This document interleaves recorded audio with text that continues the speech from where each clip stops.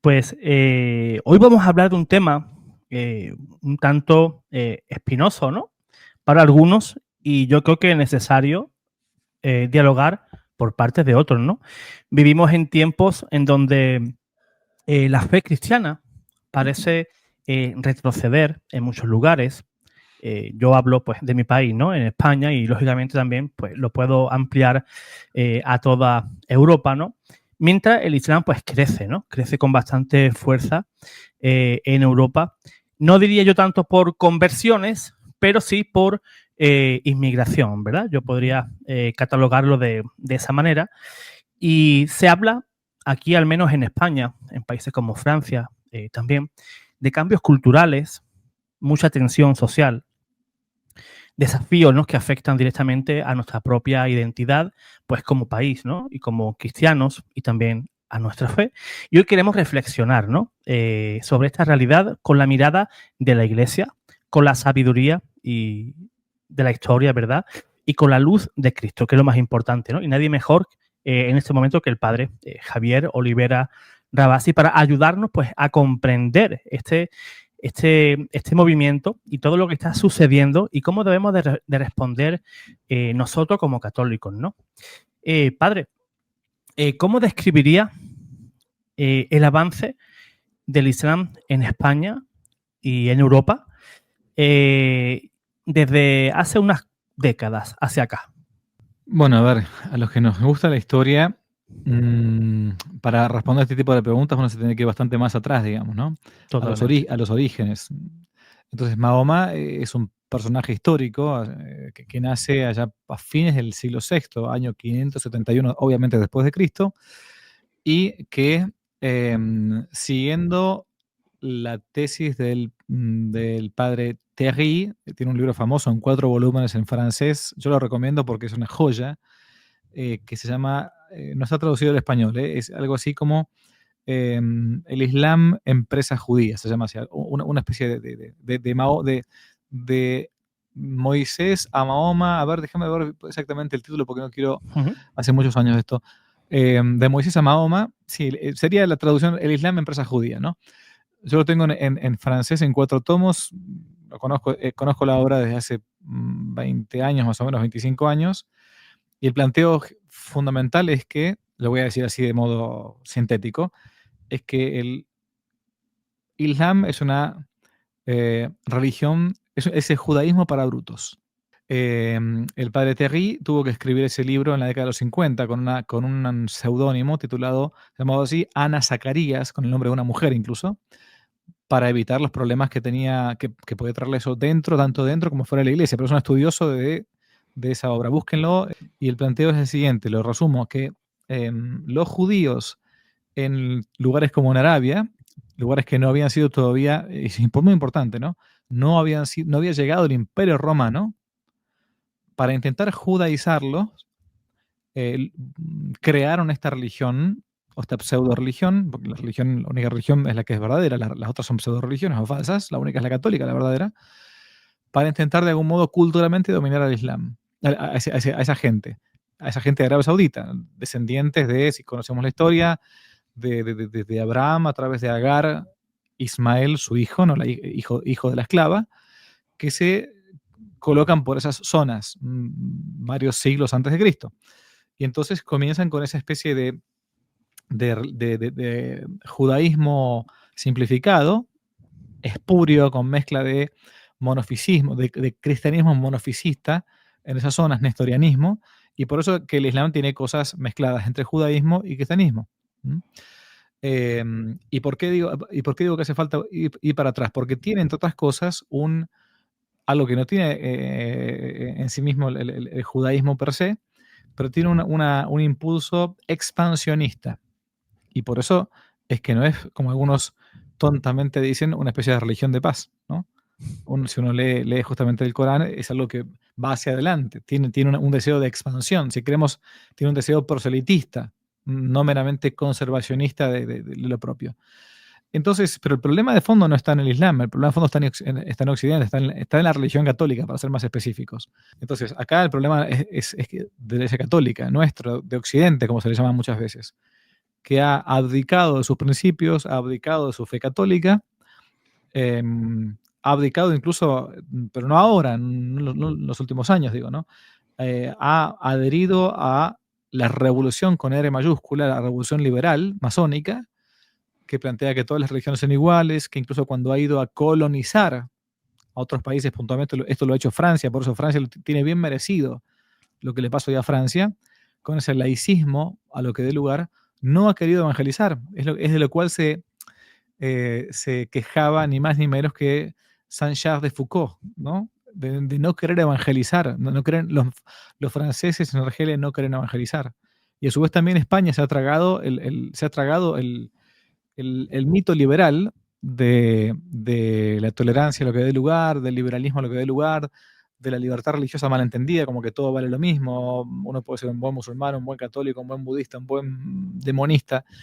Y entonces a eso, sumado a esa postración a la cual llegó España post caída de Franco, hoy nadie quiere hablar de Franco, todos creen que es mala palabra.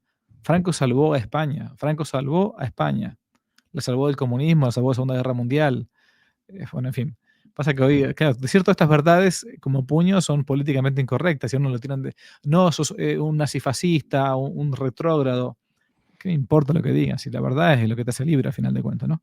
Bueno, entonces, a final de cuentas, no es tanto el problema del Islam, sino el problema es más bien de los católicos, que hemos perdido la sal, hemos perdido el sabor, mejor dicho, ¿no?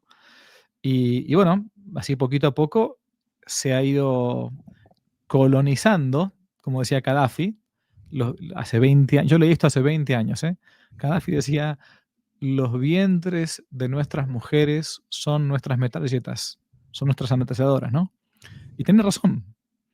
A mí el primer video el primer video que me voltearon del canal de YouTube era un video, mi canal de YouTube todavía no era mi canal de YouTube, tenía 100 suscriptores, me acuerdo, no sé, o 300, no me acuerdo. No subía video, apenas subía algún que otro video mío con mala calidad, a una conferencia vieja. Entonces subía a veces videos que había recibido en otros lugares, había recibido de otras partes. Y subí un video que era algo así como se llamaba, es un video viejo que tiene más de 15 años, La demografía musulmana. Muy bueno, un video de 8 o 10 minutos donde explica la demografía en Europa, principalmente en España. Y entonces ese video que tiene 15 años o más o menos, decía que en aquella época España, de cada dos parejas, hoy hay que aclarar todo, dos parejas heterosexuales, ¿no? Un varón y una mujer, como somos XXXY, por cada pareja tenían 1.8 hijos. Eso es el promedio de reproducción. En el mismo año en España, esto es en España, el peor país de Europa para este tema de reproducción, el peor de Europa es España. En el mismo año, de las parejas heterosexuales musulmanas, obviamente, era justamente al revés. 1.8, 8.1. O sea, es una cuestión de tiempo. Sumado a que han priorizado los regímenes progres, liberales, españoles, a la venida de el Islam, desde Marruecos hasta donde sea, ¿no? Por sobre la venida de hispanoamericanos, los famosos panchitos, ¿no? Aquellos que, por lo menos culturalmente hablando, son lo mismo, porque al final de cuentas es lo mismo culturalmente hablando. Sí, será un poco más, sería distinta la educación en algunos casos, perfectamente, pero la lengua es la misma, la fe es la misma, la raíz es la misma. El musulmán no se va a acoplar nunca porque es su esencia. Y está bien que así sea. ¿Por qué? Porque son así. O sea, no. Nadie va a forzarlos. Y uno podría llegar a convivir en paz como convivió siempre la iglesia, como convivió en otros tiempos. Pero bajo el comando de la cultura y la fe católica, no bajo el comando de la Sharia, ¿no? Bueno, este es el grado de postración al que hemos llegado, del cual, humanamente hablando, no tiene solución. No tiene solución. ¿Por qué? Porque ya se abrió la compuerta, ya se tienen hijos, y ya ¿qué van a hacer ahora? Una guerra civil, ¿qué van a hacer? No. A diferencia de Hungría, de Polonia, que han usado un poco más la cabeza, que no han prostituido su inteligencia, y nos han tragado todo el verso liberal que termina como tiene que terminar. No tiene otro modo de terminar. Así es, padre, porque ya existen como 2, 3 generaciones, ¿no? De familias Por marroquí, eso. ¿no? Cuando ellos llegaron, pues ya hay 2 o 3 generaciones y a esa gente, la mayoría incluso, tienen ya incluso la nacionalidad española, porque aquí prácticamente ya se regala Correcto. la nacionalidad. Y yo creo que es algo que no debe de ser así, ¿no? Sino que se debe de dar, sí, pero bajo una legislación justa, ¿no? No porque simplemente llegaste, eres de Marruecos, pues automáticamente te Pero doy pues lo tu... que pasa es que aunque cierren mañana la frontera, eso es lo que no me ¿Mm? están, no sé si se está entendiendo. Aunque Sí, sí, mañana cierren la frontera, exacto, la demografía cristiana, aunque no sea practicante, ¿no? Ya no le puede ganar a la musulmana, porque la mentalidad está castrada. Y uso la palabra a propósito, ujú, castrada. O sea, hay una mentalidad castrada en el ámbito, ni siquiera digo católico, cristiano, culturalmente cristiano. ¿Cuántos hijos tiene un español hoy en día? Aparte hay todo un sistema detrás, que también prácticamente te obliga a que trabaje el padre, que trabaje la madre, que a su vez subvenciona al vago, subvenciona al que no trabaja. Entonces es una catarata, es una rueda que por eso digo, humanamente hablando, no tiene solución, aunque hoy cierran las exacto, fronteras. exacto. El veneno está inyectado, el veneno pues ya está pues corriendo por los órganos, ¿verdad? Y es bastante complicado como excelentemente pues acaba de comentar, padre. Sinceramente, así es. ¿Cree usted, padre, que existe una estrategia organizada detrás de todo esto para implementar la islamización? ¿O se trata más bien de un fenómeno cultural y demográfico espontáneo? Yo sinceramente no soy bastante no adepto a las teorías conspirativas, soy sincero. Ujú, Creo que la historia funciona de un modo lineal, que tiene un principio y tiene un fin, que existe la libertad humana, que hay algunos que pueden perfectamente tener un plan trazado, ciertamente eso no lo voy a negar. Em, pero creo que es la consecuencia natural de los últimos siglos de postración a los cuales hemos llegado. Entonces, no, es lógico, si yo me pongo en otro lugar, hagamos la situación al revés, que el Islam se hubiese liberalizado, ¿sí? Pero que la Iglesia Católica se hubiese mantenido firme con sus principios. Que a su vez los países islámicos hubiesen sido súper desarrollados y hubiesen habido dinero, bienestar y compañía, mientras que en los países católicos no. ¿Qué haría un católico? ¿Dónde emigraría? Lógico, a un país musulmán, a trabajar, a buscar un mejor porvenir, lo que sea. Y si un país católico, mejor dicho, si una cultura católica mantuviese sus criterios y sus principios, llegaría a un país islámico, un país musulmán, y comenzaría a hacer lo que hacían sus países. Tener hijos, educar a sus hijos, tratar de mantenerlos en los principios de la propia fe católica. Bueno, lo mismo. Ahora hay que trasladarlo al otro lado. Entonces, em, creo que se ha dado así el movimiento de la historia. En los casos de aquellos que dicen no, hay un plan para islamizar Europa de parte de Occidente, no creo que exista eso. Creo que sí existe, puede ser de parte del Islam, ¿no? No quiero usar figuras muy grotescas, pero si uno si un hombre falto de principios, ¿no? Entra a una habitación donde una hermosa señorita lo espera, este, con poquísima ropa, no va a ser para que rece con ella el rosario. O sea, lo está instando a que haga algo probablemente inmoral, lógico. Bueno, algo análogo ha sucedido acá. O sea, no digo que haya un plan de parte de Occidente para islamizar Europa, pero ha dejado la puerta abierta para que venga esa persona y que la cosa no termine bien. totalmente. Históricamente, padre, pues España, ¿no? Pues sufrió la ocupación islámica durante 8 siglos. ¿Podríamos estar hoy, padre, de algún modo frente a una reedición de aquel desafío? Sí, pero con una gran diferencia, que Ujú. antes había cojones. No sé si se entiende. Totalmente. Antes existía un Pelayo, antes existía una Reconquista, antes existía un Santiago y Sierra España. Hoy no existe nada de todo eso, ¿no? Y más, y quizás por esa debilidad, la ocupación hoy es mucho más soft, mucho más light. Hoy la ocupación es pacífica, es con los vientres, no por medio de las cimitarras, ni por medio de las armas.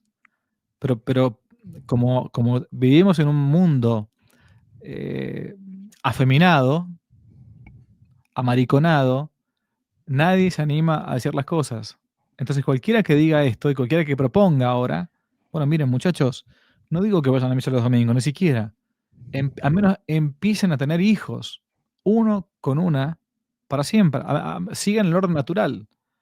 Pero bueno, sí, claramente, y acá sí entramos a un plano, si queremos más, si queremos preternatural, yo creo, esto lo tengo para mí, es una opinión, que el demonio no le perdona nunca a España lo que España fue.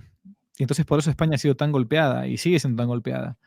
El demonio no perdona a España que haya sido el baluarte de la religión católica, de la civilización occidental durante siglos. No le perdona de la conquista y evangelización de América, no le perdona los grandes santos que ha dado, la cantidad de misioneros que ha dado. Eso no es o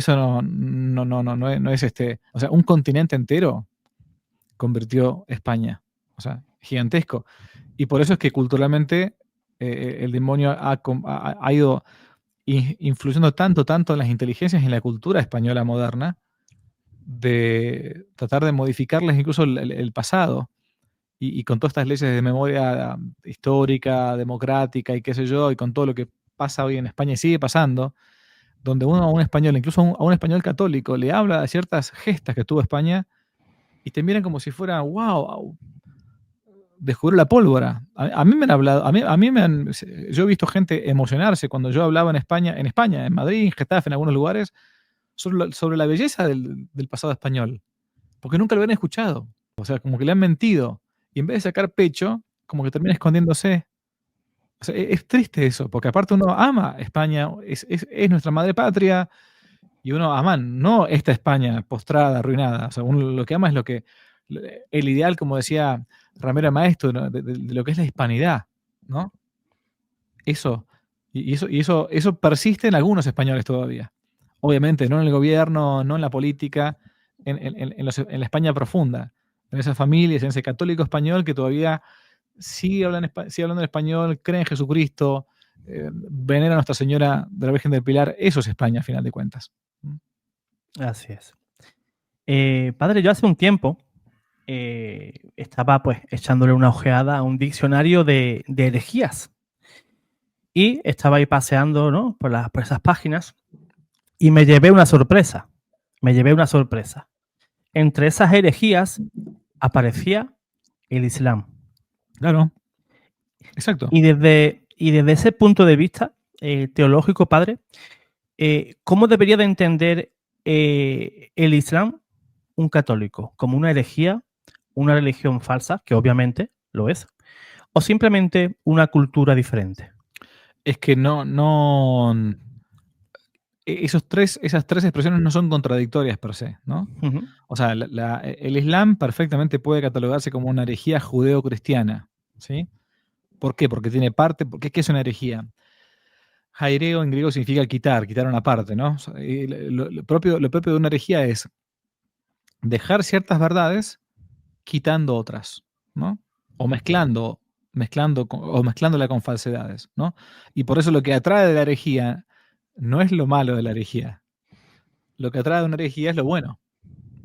O sea, yo no voy a decir que toda la gente que adhiera al Islam es toda gente mala, porque en absoluto hay gente buenísima, o sea, pero hay gente que está en total buena fe en el Islam, porque yo no puedo decir nada, lo contrario, sería un iluso si dijera eso, ¿no? De hecho, lo que atrae es lo bueno. Y es más, lo que atrae hoy a una persona de Occidente a convertirse al Islam no es lo malo del Islam, sino que es lo bueno. Uno ve, por ejemplo, pongámonos por un momento en ateos, 100% ateos. A ver, el Islam adhiere a una sola divinidad, a un solo Dios. O sea, es monoteísta. no cree en muchísimos dioses, en muchísimos ídolos. No, es racional creer en un solo Dios, ¿no? El Islam tiene un cierto código moral también, ¿no? Entonces uno plantea que, por ejemplo, no sé, ve en Occidente la inmoralidad de la sodomía, ¿no? De los sodomitas planteando esto y hasta queriendo inculcarlo en los niños. Y si yo fuera musulmán, pero lógicamente, y si no encontrara otra cosa, ¿pero qué hago? Pero obvio, yo no quiero que a mi hijo lo sodomicen, ni que a mi hijo le esté enseñando inmoralidades. Pero ¿qué sucede? Siempre en la postura del ateo, ¿no? Si encuentro por otro lado que en algunos sectores de la iglesia se está promoviendo el homosexualismo, es lógico que si yo me estoy decidiendo, decir, bueno, a ver, voy a lo orden natural, muchachos, momentito. O sea, este, un Dios, como, a su vez, tiene un montón de preceptos que son muy sencillos de cumplir. Muy sencillos de cumplir, ¿no? Bueno, acá no hace falta hacer una clase acerca del Corán o del Islam, pero tiene un atractivo. Entonces, lo que atrae de una herejía o una falsa religión, en todo caso, no es lo malo, sino que es lo bueno. Pasa que después uno compra el paquete completo, ¿no? Y a su vez, muchos esperaban que una vez que el islámico llegase a Europa, como Europa está arruinada, bueno, finalmente se convirtieron en islamistas progres. Yo escuché eso hace muchos años, ¿no? Bueno, van a ir yendo, se van a ir acomodando poquito a poco, y bueno, y entonces el velo que usaban en Irán no van a usarlo ahora en España, y a su vez esto de la postración varias veces al día en dirección a la Meca no lo van a hacer porque ya estamos viviendo en Europa, entonces ya se van a liberalizar, a progresistar, si queremos, ¿no? Eso no pasó. Pasó en algunos, pero no pasó en todos, ¿no? Entonces la cosa continúa.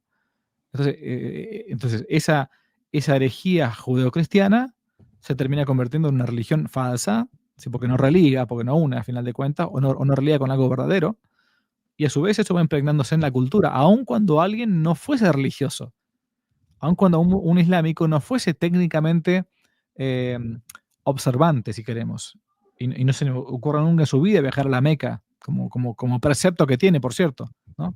Entre otros preceptos que tiene, aparte del Ramadán y toda la historia, ¿no? Pero sí se va impregnando en la cultura y va quedando en la cultura. Lógico. Por eso en regímenes de cristiandad significa esto, cuando todavía dicen los papas, la filosofía del evangelio gobernaba los estados. No estábamos persiguiendo en España al musulmán, se convivía, vaya a no leer el Cid Campeador, por ejemplo, ¿no? Pero se convivía cada uno en su lugar, ¿no? ¿Por qué? Porque eran como esos elementos químicos que no se pueden mixtionar, no se pueden mezclar, como el agua y el aceite. Entonces uno va a Toledo, o va a Granada, o va a Córdoba, y tenías el barrio de la judería, los judíos vivían por su lado, pero también convivían con los otros.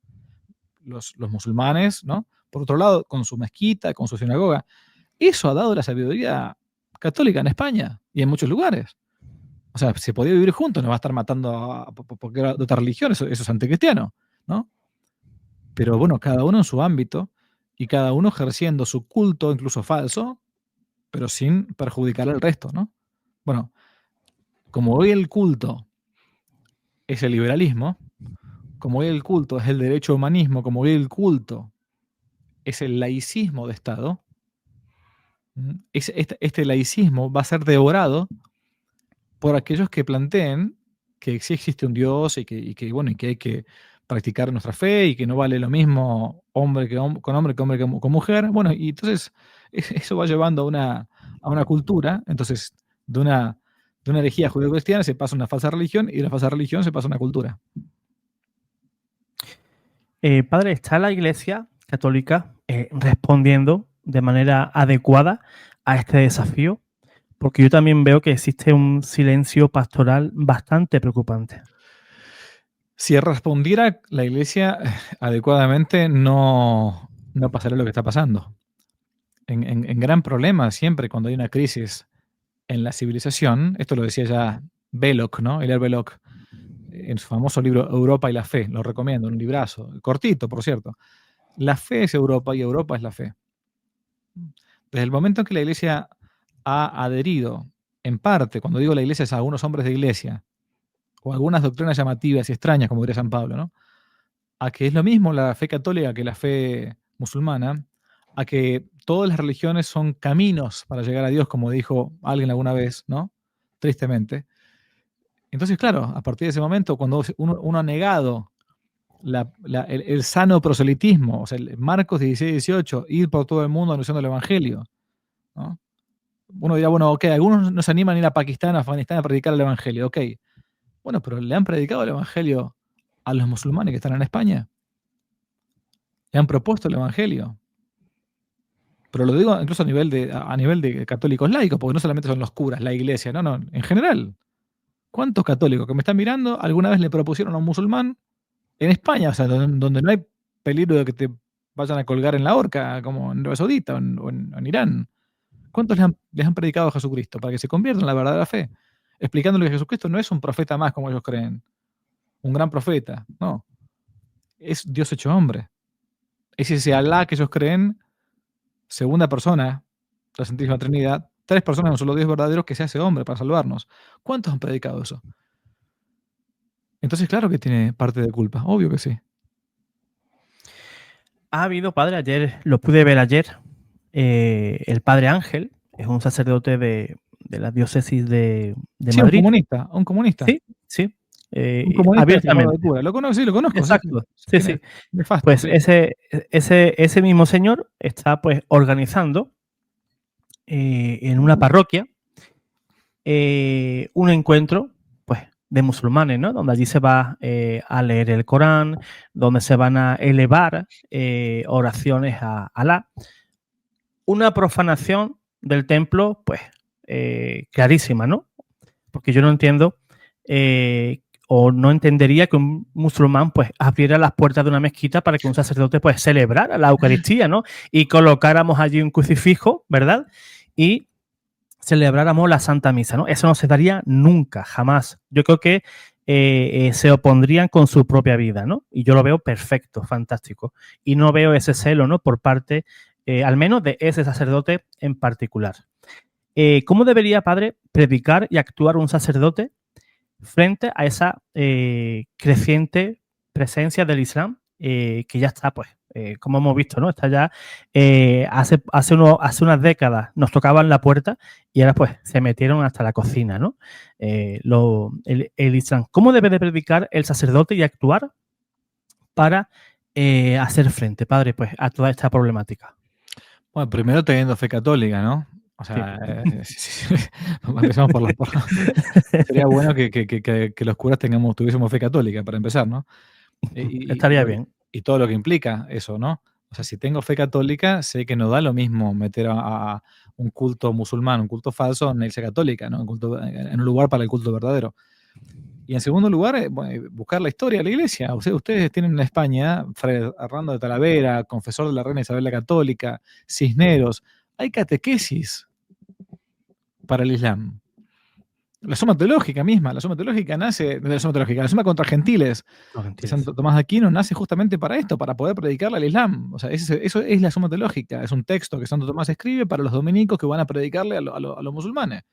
Entonces, por eso suma contra gentiles, contra aquellos que todavía no eran cristianos, ¿no? Necesariamente. Bueno, ¿qué hay que hacer? No hay que hacer mucho, hay que predicar la fe que se predicó siempre, la fe de nuestros padres, nuestros abuelos. No hace falta mucho. Y por cierto, y en el caso de lo que te decía antes, no es la culpa del puerco, sino el que le da de comer al puerco, digamos, ¿no? ¿Dónde está el obispo de ese padre Ángel? Debería amonestarlo, debería suspender el ministerio, pero no por esto, sino por muchas otras cosas antes, ¿no? Por cierto. Entonces, ¿pero qué sucede? Como no queremos quedar mal, porque somos tolerantes, no queremos discriminar, somos políticamente correctos, no se actúa. Y así entonces, bueno, la inacción termina en esto, ¿no? O sea, decía Aristóteles que a la naturaleza le aborrece el vacío, ¿no? Entonces, cuando algo deja su espacio, ¿no? Bueno, eso naturalmente con el tiempo termina siendo ocupado materialmente o espiritualmente por otra cosa. Así funciona la cosa, ¿no? Entonces, cuando la verdadera fe no ha impregnado en nuestra cultura, bueno, entonces comienzan a impregnarse de falsas fes. Puede ser el laicismo, puede ser el islamismo, puede ser el budismo, lo que fuere. ¿Sí? ¿Cree, padre, que aún estamos a tiempo de reevangelizar Europa? Mira, yo te dije antes que humanamente hablando me parece muy difícil, ¿no? Que se revierta esto porque por una cuestión material, meramente matemática, o sea, geométrica, de progresión geométrica, te diría. Ahora, si uno apuesta a que esos musulmanes poquito a poco se vayan laicizando, si queremos, o progresistando, lo que uno no ve, por cierto, no ve que sea así, y a su vez que haya más matrimonios católicos, o ni siquiera digo católicos, a menos, miren, uniones de hecho entre varón y mujer, que tengan hijos, ¿no? Que se den cuenta que tienen que poblar por una cuestión de supervivencia, si quieren. Bueno, sumado a que la Iglesia Católica comience a predicar la verdadera fe a aquella gente que no conoce la fe, o a aquellos musulmanes que vienen y que están, porque muchos van por necesidad económica, lo que fuere, bueno, yo creo que sería posible, pero hace falta un cambio radical y te diría que hace un milagro para que pase esto, porque no porque uno sea un escéptico, sino que uno, viendo los efectos, puede analizar las causas o viendo las causas puede ver las consecuencias. O sea, si uno ve que tiene 4 patas, 2 orejas, colmillos, cuando quiere hablar dice wow, y una cola se mueve cuando está contento, y bueno, eso es perro, se llama perro, en español es perro, ¿no? Y entonces, bueno, pero no podrá ser que sea un gato, y es difícil, es muy difícil. No, puede ser que me esté equivocando, pero es difícil, ¿no? Totalmente. ¿Puede el Islam ser visto también como una ocasión para que los católicos pues reaccionemos y podamos redescubrir nuestra propia fe? Totalmente, totalmente. Bueno, porque a veces lo que te une no es el amor, es el espanto, ¿no? Sí. Entonces, a veces uno se termina, dice que hasta la misma necesidad tiene cara de hereje, digamos, ¿no? Bueno, también la necesidad tiene cara de católico en este caso. Cuando no queda otra opción, bueno, uno dice, bueno, quizás esta es una opción, una ocasión, mejor dicho, para que uno, por ese temor, digamos, ¿no? Termine reaccionando. Aquí en España, padre, yo he observado, ¿no? Que no es cuestión de un obispo por allí, otro obispo por acá, ¿no? Que apoya incluso el Islam, sino he podido ver a la conferencia episcopal hace cuestión de 2 semanas, podría ser, que salió en defensa de musulmanes pues que implantan el miedo en las calles, implementan la charía en los barrios. Hay barrios que son totalmente irreconocibles. Los vecinos de allí se han ido todo porque la convivencia entre las personas que pertenecen de toda la vida a ese barrio y los nuevos vecinos, ¿no?, que llegan. Y hemos visto pues esas patadas en las puertas, ¿no?, que pegan ellos cuando entran al país, que entran de manera impune.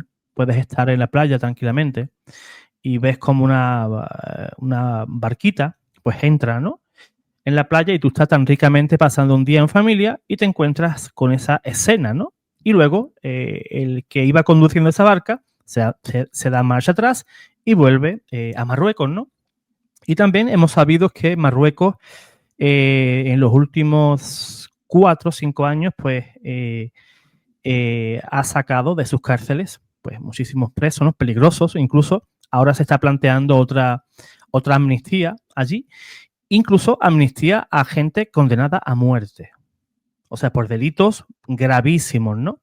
Pero el tema no es ese, porque si le dan la amnistía y se quedan allí, fantástico, pero el tema no es ese. La condición es, os dejo libres, pero os vais para España. Igual se quedan en España o suben para Francia, ¿no? Y hay 2 vertientes, ¿no? Hay 2 clases de inmigración. La inmigración positiva, como podría ser un musulmán padre de familia que busca una vida mejor y se va al país que desea, ¿no? Y pues vive plácidamente, trabaja, educa a sus hijos, ¿no? Eso es fantástico. Esa inmigración, ok. Pero está la inmigración, que es la que defienden la conferencia episcopal y este gobierno, que son los que yo digo que vienen con el cuchillo entre los dientes, porque no vienen a integrarse, ¿no? Sino que vienen a imponer. Pues bien, pues la conferencia episcopal, pues incluso llegó a llamar a algunos políticos españoles como falsos católicos, ¿no? Por señalar pues ese error que está cometiendo el gobierno actual, gobierno comunista, ¿no? Presidido por Pedro Sánchez y su gabinete, ¿no? Y a mí lo que me llamó la atención, y yo creo que España, la España que piense, que tenga 2 o 3 neuronas, pues se enfadó ante esa rajada de la conferencia episcopal, ¿no? Que en vez de posicionarse ante los débiles, ¿no? Ante los que sufren, los ancianos golpeados, mujeres pues abusadas en las calles, jóvenes que ya no pueden ir al parque a hablar con los amigos porque hay otra juventud muy diferente, con actitudes muy diferentes. Y a mí, pues, me indignaba muchísimo, pero muchísimo, y yo veía los comentarios, ¿no? En diferentes foros, ¿no?